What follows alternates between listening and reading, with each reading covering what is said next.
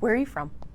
I've lived in Colorado for 14 years, but before that I moved all across the country, largely in the Deep South. I am the proud product of a public education in Alabama from 6th grade to 12th grade, where I grew up about 90 miles from Selma. What have you done in your past that has prepped you to run for Attorney General? So, I actually have never planned to run for office, and yet as I look back on this particular moment and my expertise and experience, my experience was made for this moment. I've been a federal prosecutor for more than a decade. I've been a lawyer for 20 years, and as a federal prosecutor right here in Colorado, I have traveled across the four corners of the state prosecuting corporate misconduct, executives that lied and cheated, environmental crimes, public corruption offenses, investigating hate crimes, things like scams and frauds against vulnerable communities, securities frauds, when victims in Otis, Colorado that are farmers are caught up in these types of national schemes. That's all work that I've done. And in addition to that, the success that I had in doing that work and approaching it in a really creative and relentless way drew the attention of the Biden-Harris administration. And so at the beginning of that administration, they reached out to me, and out of a pool of a lot of litigators and lawyers across the country, they said, we want you to be the litigator and the lawyer that leads our teams into battle in the most consequential history-making cases in the modern generation. So I'm the lawyer that took on Google not once but twice and won for the American people. I sued Apple. I sued RealPage, which is the company that uses algorithms to jack up people's rents, including right here in Colorado. I'm also the lawyer who blocked a number of big multi-billion-dollar mergers that, when I created that law, were used to block the Kroger-Albertsons merger. And then probably my most popular case is I am the lawyer who sued Ticketmaster, a case you've seen in the news recently. That lawsuit against Ticketmaster, what do you think it says to voters, or what would you like that to say to voters? Well, there are a couple of things about why Ticketmaster is really important. First, that case is about art and music and the creative industry, and so it is fundamentally about our ability to, as part of the American dream, do things with our families in a way that is affordable and accessible, right?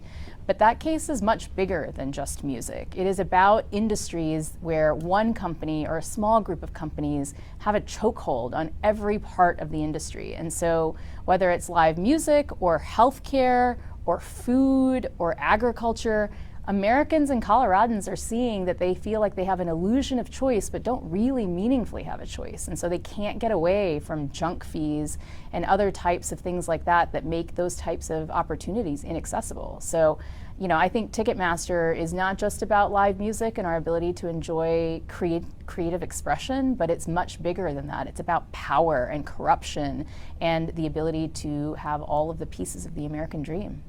What originally inspired you to get into the criminal justice world? What was it?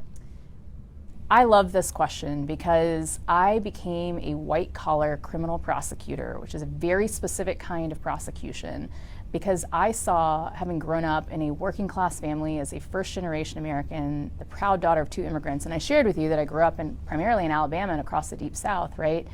I saw that our criminal justice system really had no problem holding the poorest in our society to account, often Black and brown communities. But we didn't do a very good job of holding those who had power, privilege, and resources and huge, powerful allies to account. We have a two-tiered system of justice.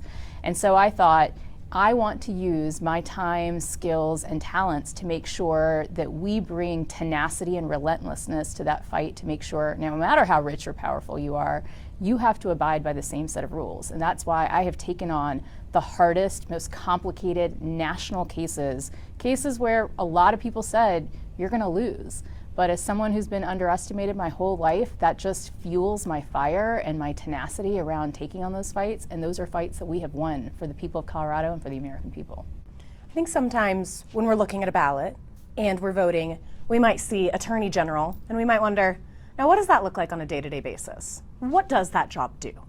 Yeah, I hear this question a lot on the campaign trail. People have a lot of questions around why the Attorney General and the Governor are different jobs. And so here's my simplest expression of this.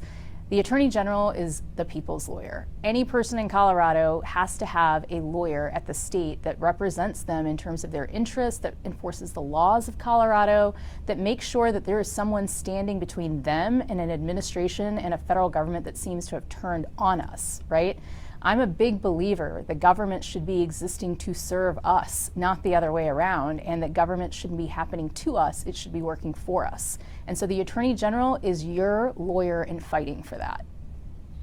If you are elected Attorney General, what would you do, and how would the people of Colorado see the product of your work? I will wake up every day as your next Attorney General with a fight unlike ever before, because this moment demands it. And so there are kind of 3 areas that I will make sure and prioritize as part of that daily fight. Number 1, and this is table stakes in this moment, we have to fight against the lawlessness of a Trump administration that seems to have a casual relationship with the Constitution and with the rule of law. And so that means protecting our voting rights, making sure that masked ICE agents aren't terrorizing our streets and shooting American citizens. So that's table stakes. Every candidate in this race is going to tell you that, and I think we all believe that. The one thing I will tell you is that I am the only lawyer in this race that has actually served inside the federal government. I know the limits of federal power uniquely. I've been in federal court.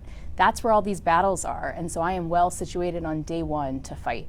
And then second, look, I don't think it's enough to just say we're going to fight Trump. I think there's a real lack of vision in this moment in terms of how we got here. We as a party, as a Democratic Party, but also as a society, have to think about what are we for? What do we want to build? How do we make government work for us? And so that means making sure that food, housing, and healthcare are more affordable. It also means making sure that our wages reflect the modern cost of living, and those are things that the Attorney General can do. And then the third area is, of course, our individual rights and freedoms. It is incredible that in this country, the greatest democracy in the world, people are scared to exercise their reproductive rights, their rights to have a family of their choosing in the way that they choose it, making sure that they have the right to have clean air, water, and land, particularly water in a drought season right now. Those are all civil rights, and those are things that, as your next Attorney General, I bring a track record to fighting for the people of Colorado. I will not let those rights be compromised on my watch. I was going to ask, you keep mentioning the moment. What moment are you meeting? This is a moment where, let's be plain, we have a president and his family who has made $4 billion off the grift that is occurring in Washington and the White House. $4 billion. And at that exact same time, we are debating and having to pass legislation to make sure that single moms can buy a rotisserie chicken with their SNAP benefits. That's the moment. We are seeing a decline in faith in public institutions and trust in our government and our public officials, and it is time for government to step up and deliver to actually make people's lives better. That's the moment. And then I just want to ask, what is a fun fact that voters might not know about you? So maybe 2, and they relate to each other. I've talked about the Ticketmaster lawsuit, and you can probably tell I come by it with a love of live music in particular. And so a fun fact about me is that I have a pretty encyclopedic knowledge of a lot of 80s, 90s, and 2000s hip hop, and that I can probably quote a Tupac lyric to match any circumstance or situation. And relatedly, this surprises people. I am because, boring lawyer some days, I am also a classically trained dancer, and that is another reason that I've come by my love of music. And then if there was a Tupac lyric for just how you're feeling today ahead of primary, what would it be? Ooh, how about a Tupac lyric for the life circumstances we find ourselves in? It's the iconic "trying to make $1 out of 15 cents."